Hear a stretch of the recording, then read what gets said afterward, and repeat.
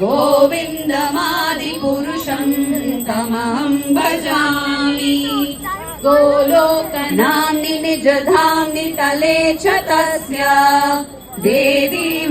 हृदयेषु विलोकयन्ति